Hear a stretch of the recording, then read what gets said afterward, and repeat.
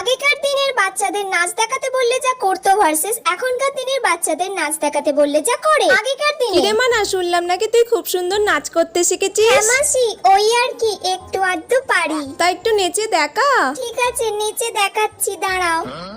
ফুলে ফুলে ঢোলে ঢোলে বহে কি বা মৃদুবাই। বা বাবা, খুব সুন্দর হয়েছে রে।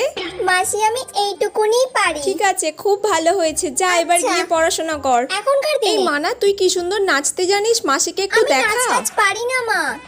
যেমন পারিস তেমনই কর। দূর বাবা, দূর বাবা, আমি কি জোকার নাকি যে সবার সামনে এরকম ভাবে নাচবো?